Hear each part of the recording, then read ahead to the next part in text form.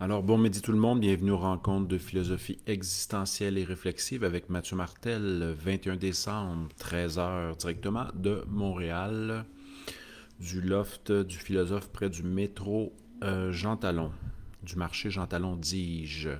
Aujourd'hui, je vais m'entretenir avec vous de la notion d'éveil impersonnel. Le thème de notre rencontre, c'est l'éveil impersonnel que je dédie à un professeur émérite de la Sorbonne qui s'est occupé de la chaire de philosophie indienne pendant plusieurs années, presque une vingtaine d'années, à Paris, Michel Hulin, qui a écrit un livre en 2002 qui s'intitule De l'ignorance métaphysique en parlant de Shankara, le maître de l'Advaita Vedanta. Donc, je dédie ce live à Michel Hulin. Bien sûr, qui m'a beaucoup marqué dans l'écriture de mon premier livre, dans mes débuts de réflexion, d'expérience vécue par rapport à la non-dualité. Pour ceux qui veulent voir certaines vidéos que j'ai enregistrées concernant la non-dualité, vous pouvez aller voir sur mon site internet et j'ai des entretiens enregistrés en 2011 par Marc Lajoie et Denis Goujon. Donc, salutations à tous et à toutes qui êtes là pour troisième live en 2 jours. Nous allons nous voir bien sûr le 24 décembre à 13 heures, heure de France 19 heures, et aussi le 27 décembre pour un tirage d'exemplaires, un exemplaire de chacun de mes livres. Salutations à tous et à toutes en ce jeudi midi lundi midi, bien sûr, journée du solstice dès 5 heures.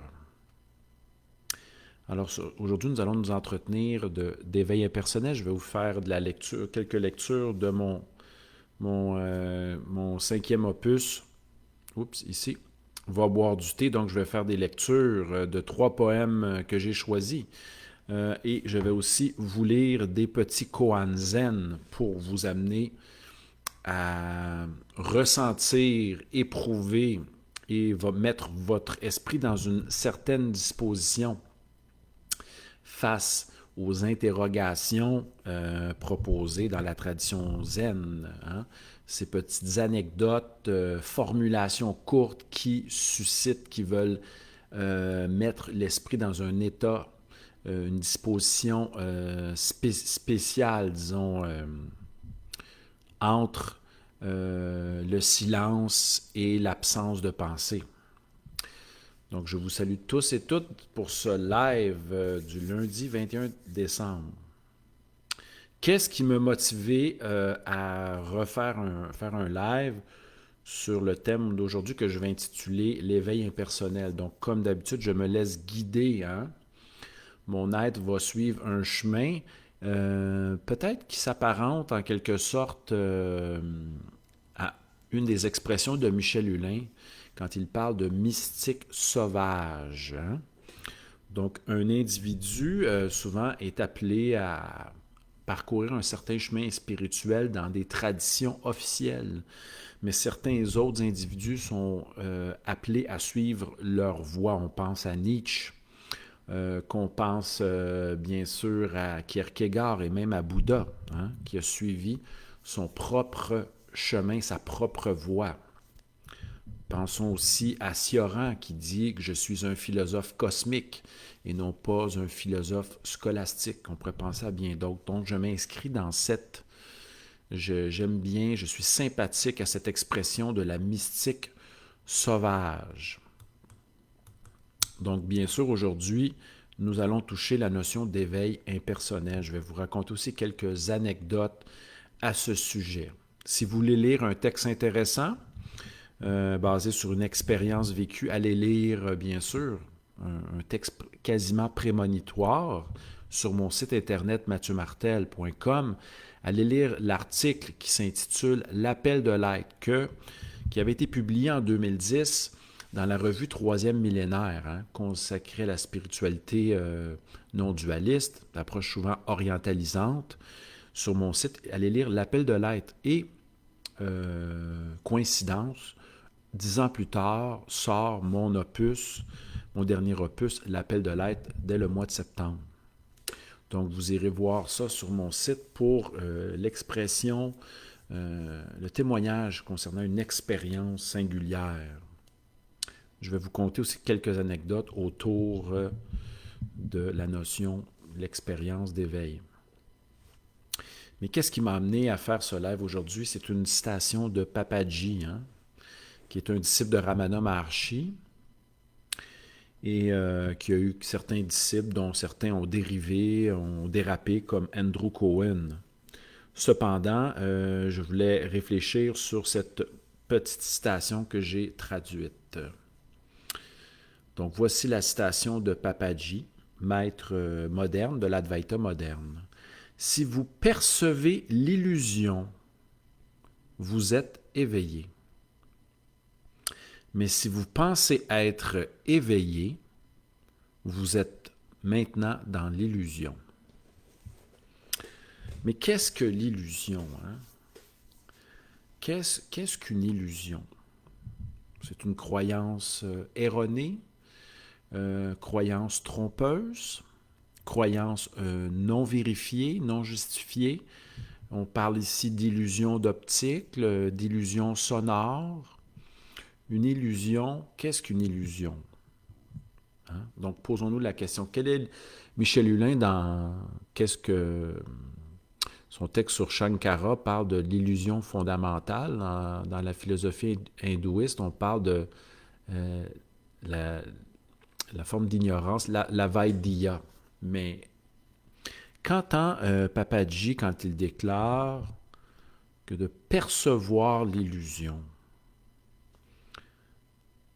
nous pousse à nous éveiller, ou si vous constatez l'illusion, vous êtes éveillé. Donc, l'éveil repose pour Papaji sur un constat, réaliser qu'il y a quelque chose d'illusoire. Mais quelle est cette illusion? Ici, j'ai pris, bien sûr, la citation hors contexte. Je veux juste m'en servir pour que nous puissions réfléchir ensemble. Donc, je vous pose la question suivante. Selon vous, qu'est-ce qu'une illusion? Quelle est la plus grande illusion? Quelles sont les illusions auxquelles les êtres humains s'attachent? Je vous citerai ici André Moreau, dit le jovialiste, qui déclare à un certain moment donné que l'amour commence par l'illusion, se développe et se termine dans la désillusion. Mais qu'entend-on par illusion? À quelles illusions pouvons-nous, en tant qu'être humain, nous attacher? Bon, il y a l'illusion de l'amour. On se conte des histoires, on s'attache à un rêve que l'on nourrit. Et qu'est-ce que l'illusion fondamentale?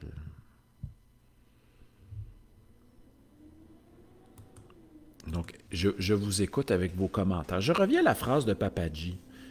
Si vous percevez l'illusion, donc vous êtes capable de discerner que ce à quoi vous croyez n'est pas la vérité ou la réalité, vous vous éveillez. Donc, on sort d'un rêve.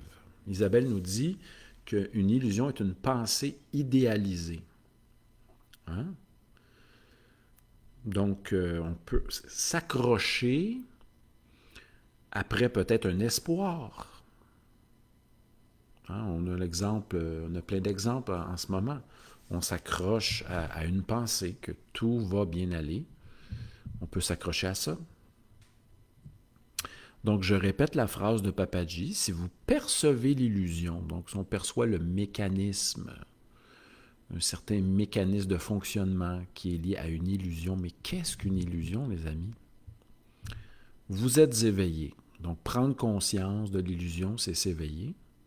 Par ailleurs, si vous croyez éveillé, vous nourrissez la pensée que vous vous croyez un être réalisé, éveillé, conscient, lucide, au-dessus de la mêlée, alors vous êtes dans l'illusion.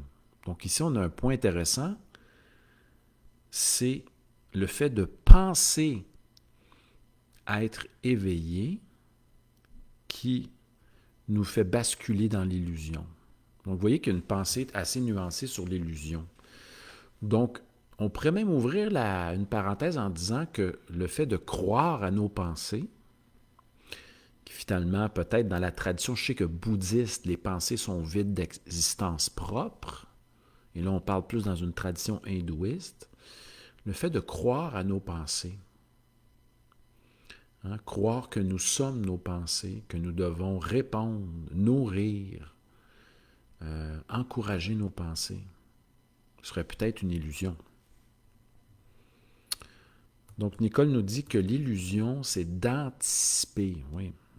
Je m'imagine que tout ira mal ou que tout ira vraiment pour le mieux. Donc, se raconter une histoire. Donc, dans cette perspective-là hindouisante de l'Advaita Vedanta moderne, on dirait que le piège, surtout pour les Indiens, on le voit souvent, c'est la pensée. De s'accrocher à quelque chose qui est peut-être impermanent et illusoire. Il y avait une phrase que Jean Bouchard d'Orval répétait souvent, « Cessez de prétendre ce que nous ne sommes pas. » Il nous appelle à cesser de prétendre ce que nous ne sommes pas. Peut-être arrêter de se conter des histoires. Mais est-ce possible que d'arrêter de se conter des histoires? Imaginez une situation, une personne ne vous rappelle pas, ne répond pas à vos courriels. Si on se réfère à l'école de communication de Paul Watzlawick, il dit qu'une non-réponse est quand même une réponse. Aujourd'hui, on a la pratique du ghosting entre individus, disparaître comme un fantôme. C'est quand même une réponse. L'autre ne veut pas vous apparaître ou vous écrire ou répondre à votre question. Donc, vous n'avez pas de réponse de quelqu'un par courriel, par téléphone, et là, vous commencez à rechercher le pourquoi.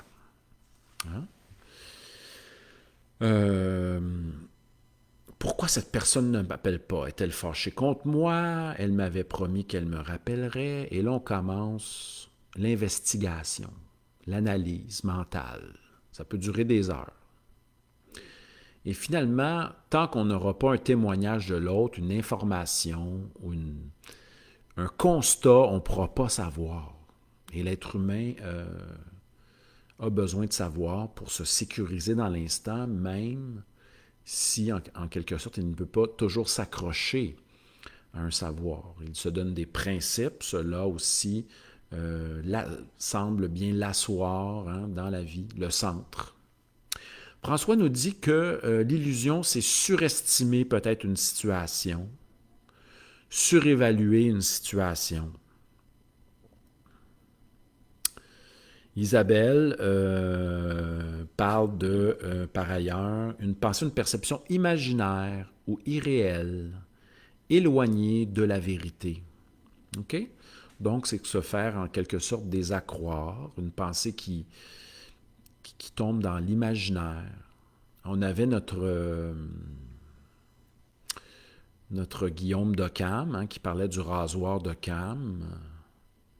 Ne pas surajouter les explications les plus compliquées ou les plus complexes, s'en tenir à ce qui est simple pour expliquer un phénomène. Il faut aussi, donc voilà le rasoir, la pratique du rasoir d'Occam, de ne pas multiplier les explications non nécessaires, extravagantes, etc. J'en fais ici un résumé, là, mais Isabelle fait référence l'illusion peut être aussi en référence au biais cognitif. J'ai reçu un beau petit courriel aujourd'hui sur un site Internet concernant les biais cognitifs. Je vais vous en parler. Bien sûr, le 14 janvier, on aura une conférence sur les biais cognitifs.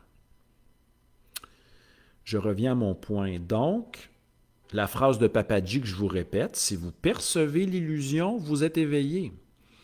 Hein, c'est beaucoup, Éric Barret aussi nous parle de cela quand il dit de vous observer vos mécanismes, observer comment vous réagissez, comment vous fonctionnez.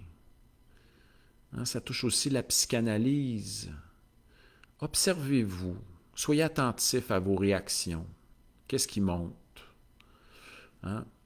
D'observer son comportement, sa mécanicité, ses habitudes. Voilà l'éveil. Donc, faire la lumière sur de l'inconscient, sur du mécanique, des habitudes.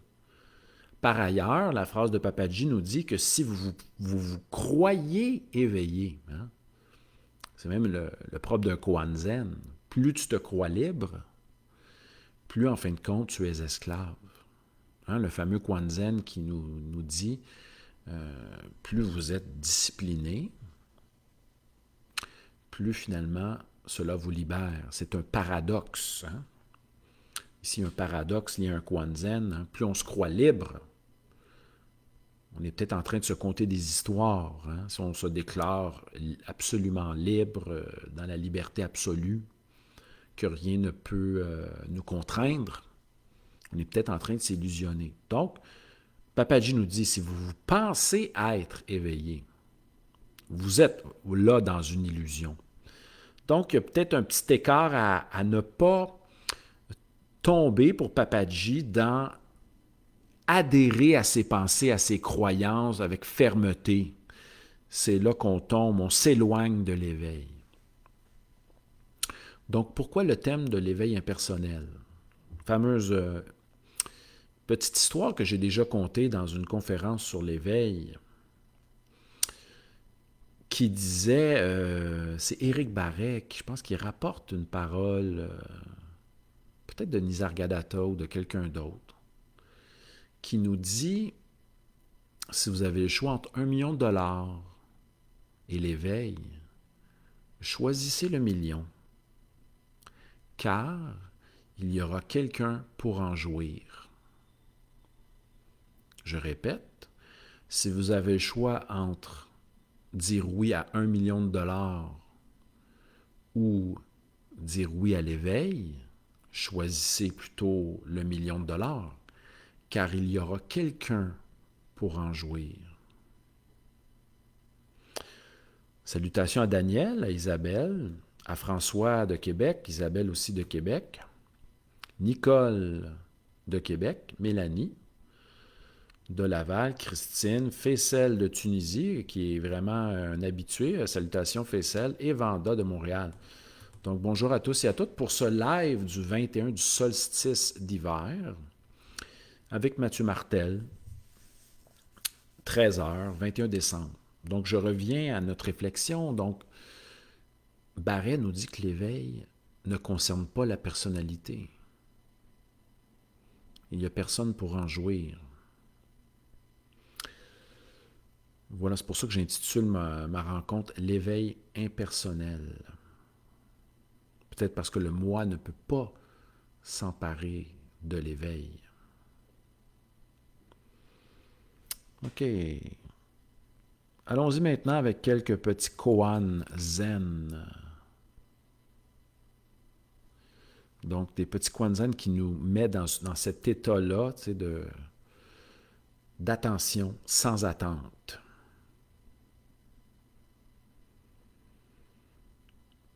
Bon, Mélanie nous dit, nous sommes toujours dans l'illusion. Le cerveau cherche toujours à trouver un sens à ce qui se passe.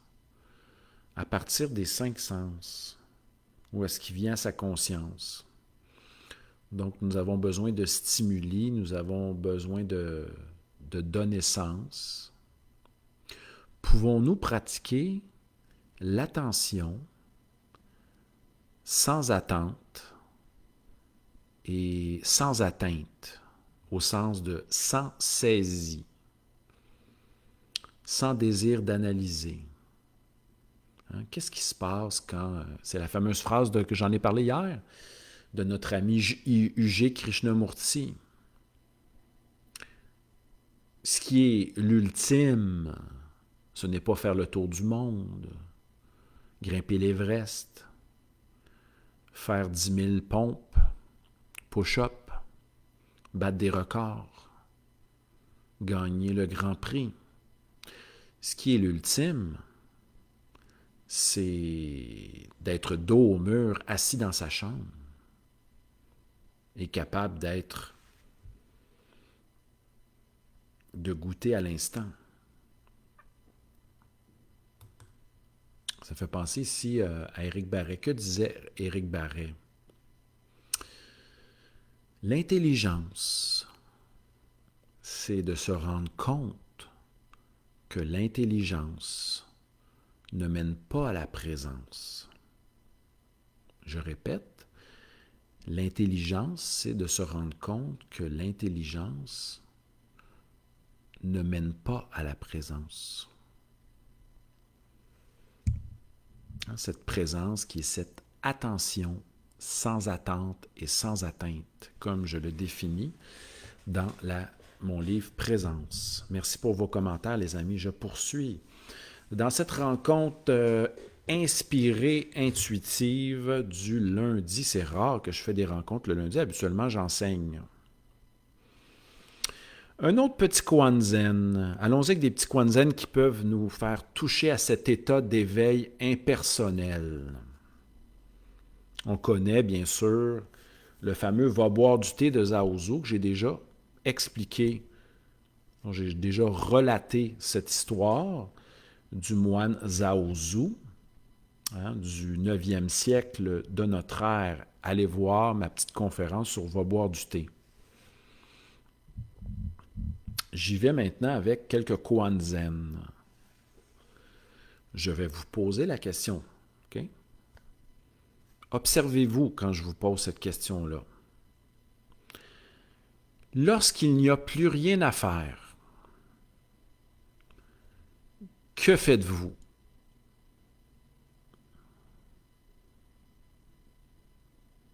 Lorsqu'il n'y a plus rien à faire, que faites-vous?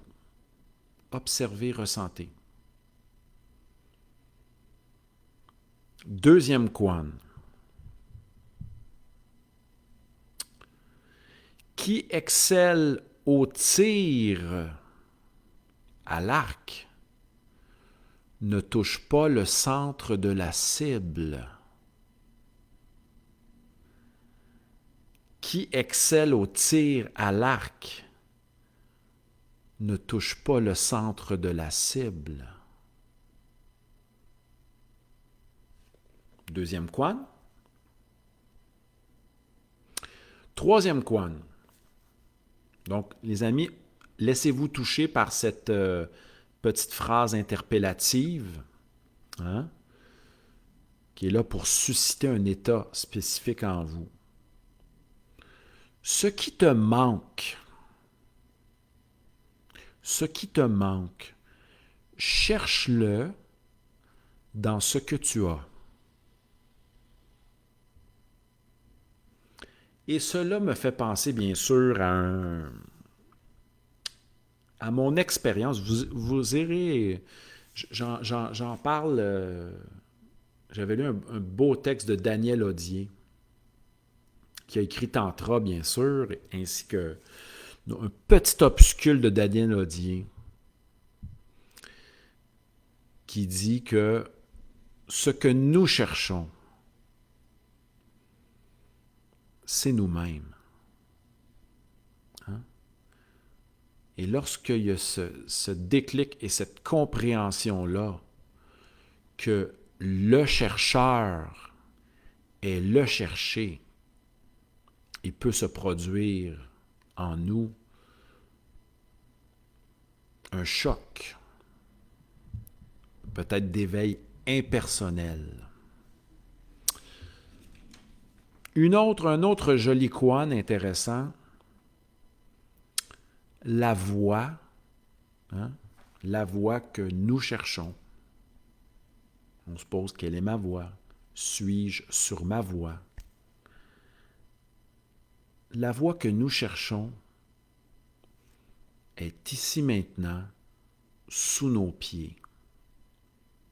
Mais souvent, nous pensons qu'il faut aller il faut se faire donner un mantra en échange d'un grand montant d'argent, un mantra personnel sur lequel il faudra méditer 10 ans.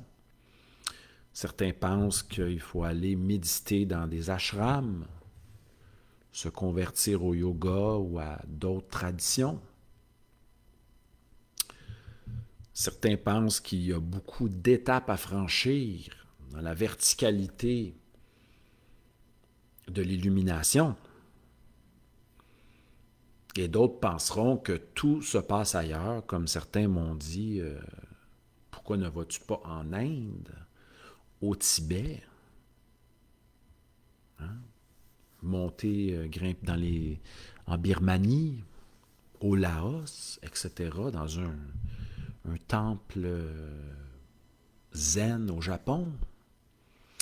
Pourquoi ne vas-tu pas être en réclusion? Hein? D'autres diront, va vivre des pèlerinages. Mais si, comme le dit le Koan Zen, la voie est sous nos pieds, la voie est dans la douche, quand nous lavons le corps, etc., quand nous relaxons, quand nous buvons notre thé. Hein, peut-être que Michel Hulin parlait de l'ignorance fondamentale. C'est de s'attacher à ce que nous ne sommes pas, s'accrocher à une forme d'illusion.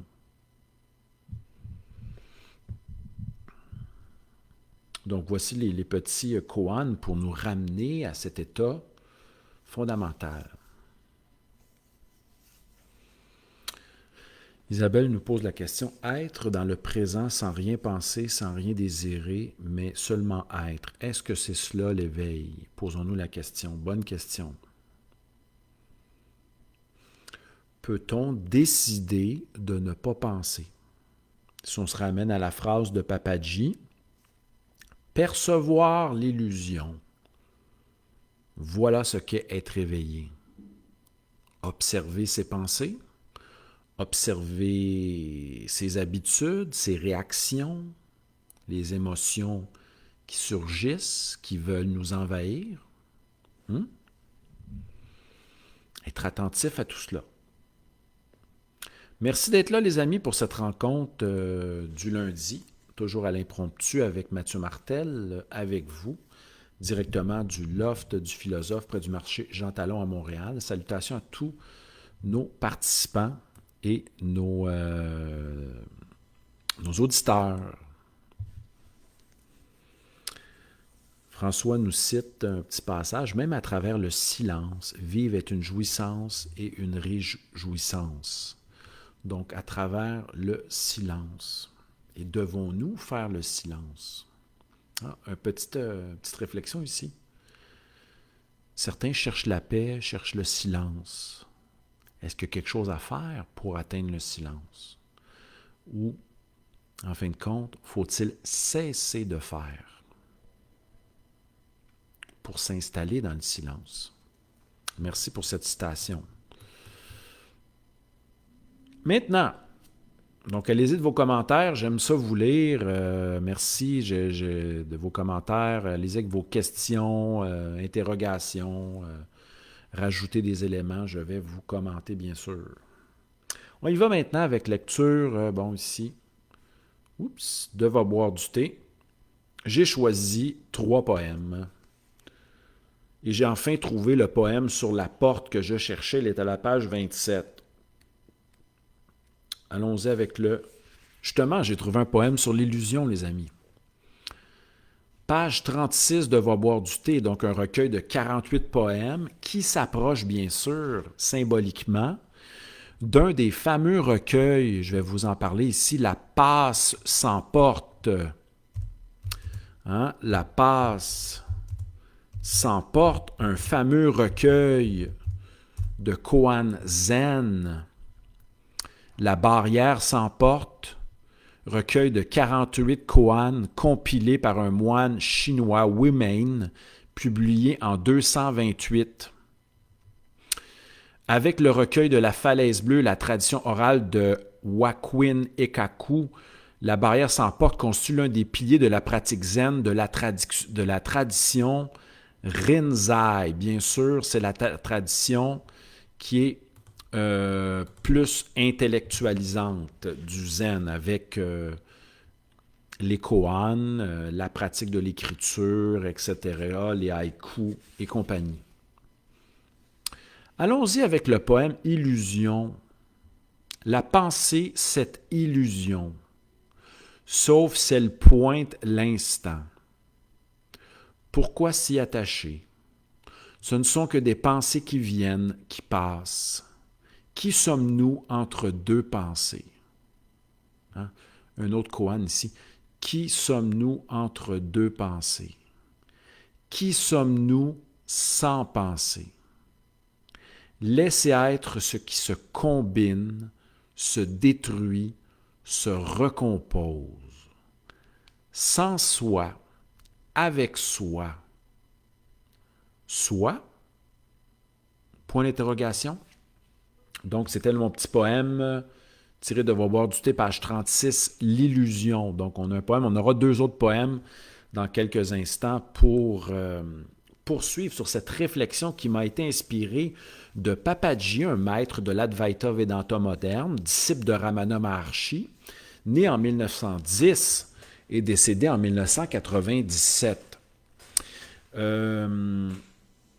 Et on sait qu'il y a eu aussi beaucoup de disciples de Bhagwan Sri Rajneesh qui, à la mort de Osho, sont allés vers Papaji. Hein. On sait que Bhagwan Sri Rajneesh était un iconoclaste, un provocateur.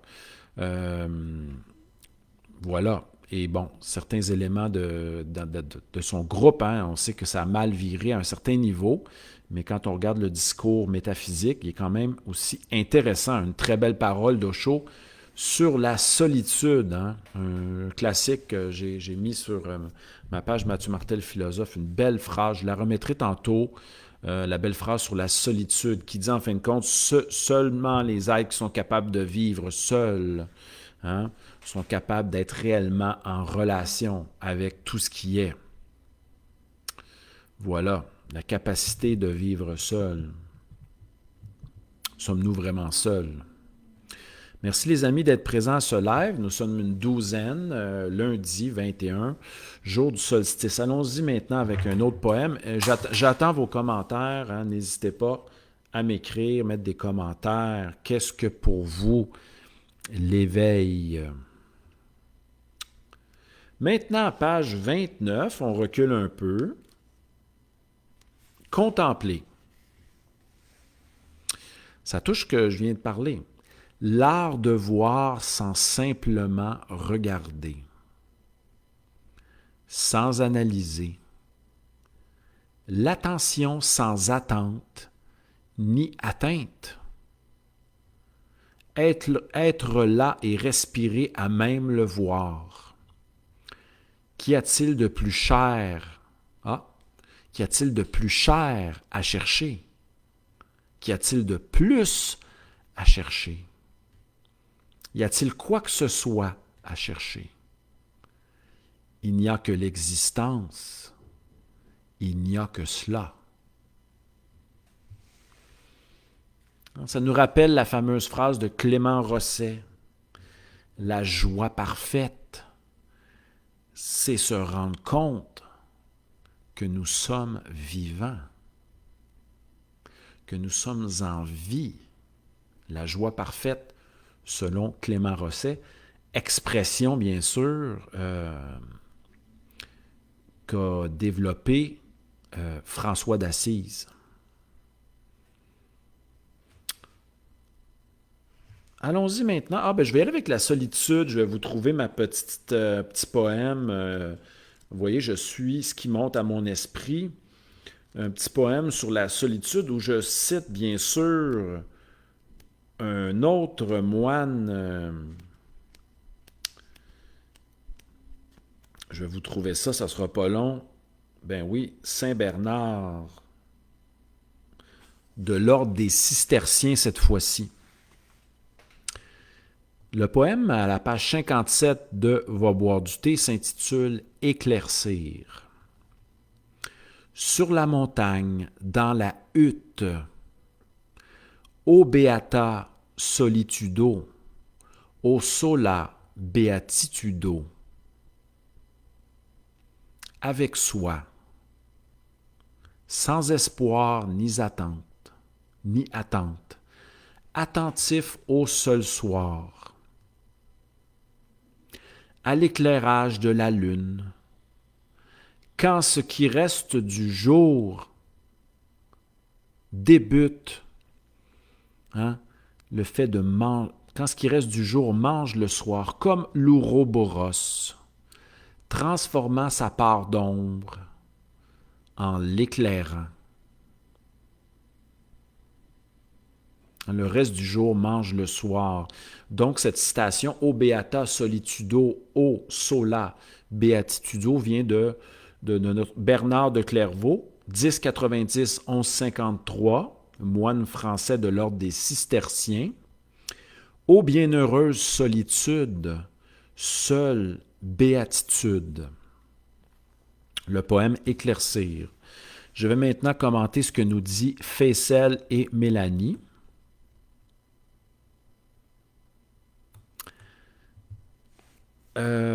Qui sommes-nous entre... Faisel, je pense que tu nous dis, qui sommes-nous? Nous sommes entre pourquoi et pourquoi pas.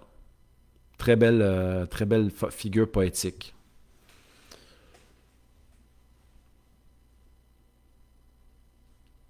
Mélanie nous demande, est-ce que observer nos pensées, le vide, en restant dans le moment présent, est-ce que cela favorise la connaissance de soi? Mais ça, la question, qu'est-ce que le soi?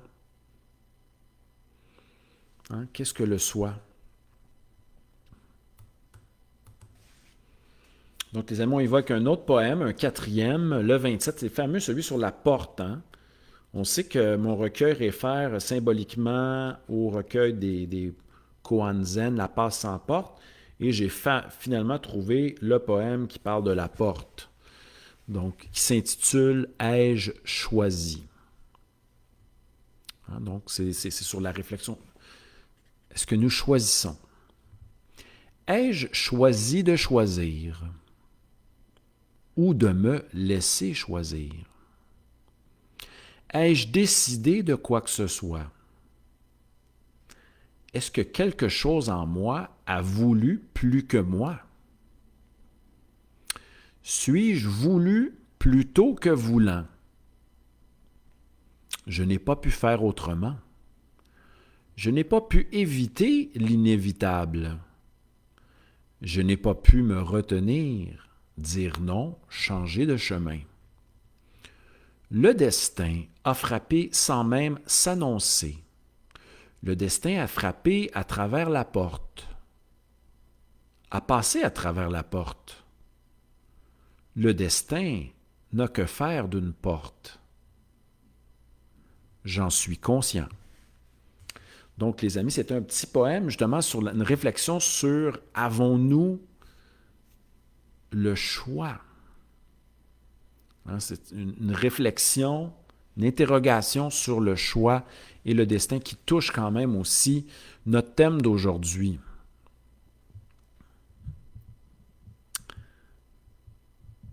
Devons-nous vouloir l'éveil? Devons-nous rechercher l'éveil? L'éveil concerne-t-il le moi? Concerne-t-il la personnalité? Comme disait Éric Barret, y a-t-il quelqu'un pour savourer, pour se réjouir de cet éveil? Est-ce qu'il concerne le moi? Salutations à Michel de Paris qui vient de se joindre à nous. Merci d'être là, les amis, pour ce petit live du lundi 21 décembre.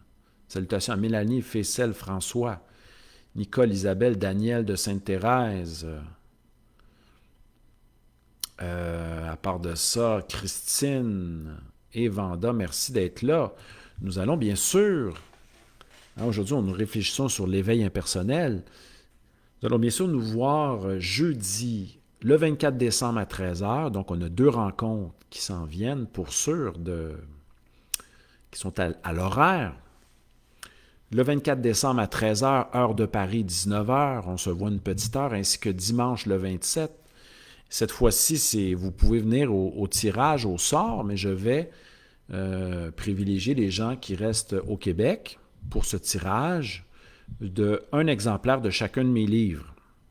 Donc, un tirage au sort aléatoire. Quand vous arrivez, je vous donne un numéro et j'ai un petit programme de tirage au sort aléatoire et vous avez une chance, vous avez 6 chances de remporter un livre, donc dédicacé. Je vous envoie ça par la poste au Québec à votre adresse, gratuitement, pour un petit don dans le cadre des fêtes. Merci d'être présent aujourd'hui. Donc, doit-on rechercher l'éveil? Qu'est-ce que l'éveil? Notre fameux koan, fameuse petite histoire zen pour vous faire réfléchir. Avant l'éveil, je coupe du bois et je porte de l'eau. Après l'éveil, je coupe du bois et je porte de l'eau. Que s'est-il passé? Est-ce que cela change quelque chose à notre vie d'avoir vécu cette expérience? Est-ce que cette expérience-là, il y a quelqu'un pour en jouir? Est-ce qu'elle dure? Est-ce qu'elle est temporaire?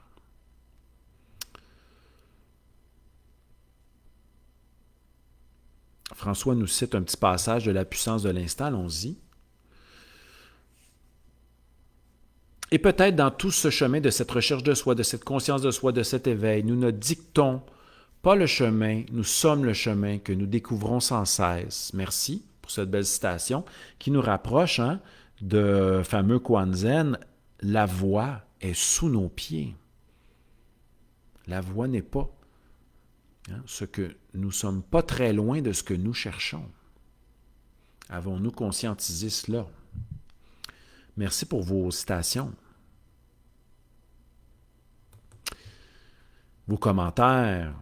Donc ici, j'avais ce fameux koan zen, et l'autre koan zen, un autre point intéressant concernant les émotions. Le sage vit aussi, est troublé, n'est pas différent de l'homme ordinaire, de la femme ordinaire. Peut-être parce qu'il est moins affecté par ce qui arrive, peut-être parce qu'il s'est préparé, comme Diogène, à toute éventualité. Il voit la balle arriver, tandis que la personne ignorante, etc., est ballottée, comme une feuille à l'automne, de gauche à droite. Le sage, pour en parler comme ça, est affecté par des problèmes du quotidien, des sautes d'humeur, des émotions le déstabilisant, des problèmes. Mais quelle est la différence entre lui et l'homme et la femme ordinaire qui vit? Peut-être que cette personne-là sait que cela fait partie de la vie et est moins... lorsque les émotions surgissent ou les problèmes surviennent, cette personne-là est un peu comme elle fait un avec ce qui est. Elle est moins en résistance, en réaction avec ce qui est. Donc, métaphoriquement, un problème pour ce qu'on appelle un sage dans la tradition grecque ou orientale, un problème est comme une goutte d'eau rajoutée au verre d'eau. Donc, quand il n'y a pas résistance, opposition, et qu'on est plus dans le constat, l'observation, le ressenti de ce qui est, et comme disait Arnaud Desjardins dans son magnifique texte, « L'audace de vivre », d'abord constater, hein, ressentir, observer, constater ce qui est. Ensuite, voir, y a-t-il quelque chose à faire, à rajouter ou quoi que ce soit. D'abord, le constat est peut-être l'acceptation de la situation qui fait en sorte qu'il y a moins d'opposition, de guerre, de résistance face à ce qui est.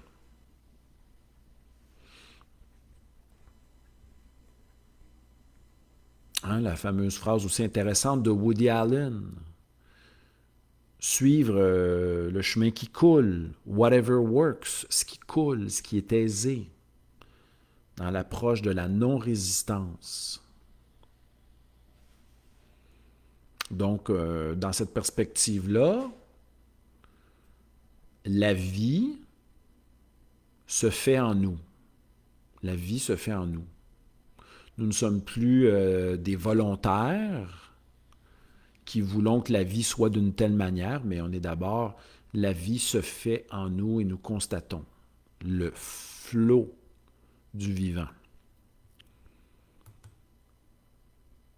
Isabelle nous dit, bon, s'abandonner à ce qui est, se laisser guider par le courant de notre vie. La vie est sous nos pieds, hein, le chemin, la vie nous traverse. Ah, j'ai un poème là-dessus. Oui, je vais vous le dire. Attendez.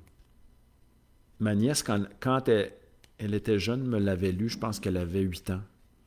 Ou même, elle avait... attendez. Donc, 2015, ça fait 5 ans. Je pense qu'elle avait 11 ans. Oui, je l'ai. C'est sur le printemps. Écoutez bien ça, qui explique un petit peu ma perception de ce que je viens de vous dire, ma conception de ce que je viens de vous dire ici, la vie, le printemps. Page 25 de Va boire du thé. Il se laisse pressentir à même les courtes apparitions du soleil, le printemps, et tout ce qui vient avec lui, tout ce que cela implique, le transpersonnel. Le printemps se fait en nous, le printemps nous fait. Nous sommes faits, nous faisons, et nous formons les autres. La vie oscille entre acte et abandon. Le printemps se fait en nous. La vie se fait en nous.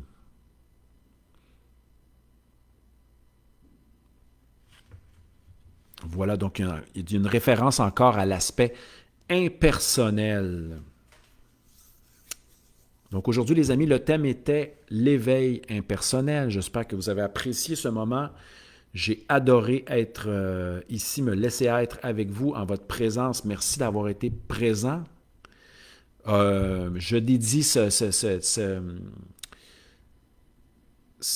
live à Michel Hulin, hein, qui a rédigé en 2002. Michel Hulin, 84 ans, formé à l'École normale supérieure, professeur émérite de Paris-Sorbonne, qui a occupé la chaire de philosophie de 81 à 98, que j'ai découvert dans les années 2000. Son fameux livre, un spécialiste d'Advaita Vedanta, qui a écrit La mystique sauvage chez PUF en 93 et qui a écrit un des textes qui a changé ma vie, Qu'est-ce que l'ignorance métaphysique dans la pensée hindoue, un livre dédié à Shankara, réédité en 2002, mais publié en 1994, que dis-je, qui m'a beaucoup influencé. Donc, hommage à Michel Hulin. Merci à tous et à toutes d'avoir été présents. Et si vous voulez approfondir cet aspect, ça me monte à l'esprit mon livre Présence et la porte d'entrée, bien sûr, vers cette approche un peu plus dédiée à la non-dualité d'inspiration. Je suis sympathique à l'approche de l'Advaita Vedanta, le shivaïsme cachemérien également. Donc,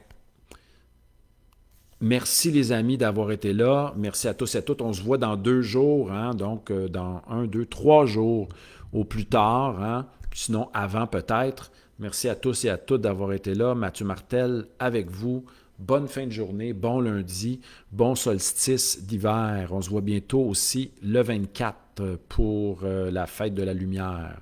À bientôt. Bye bye.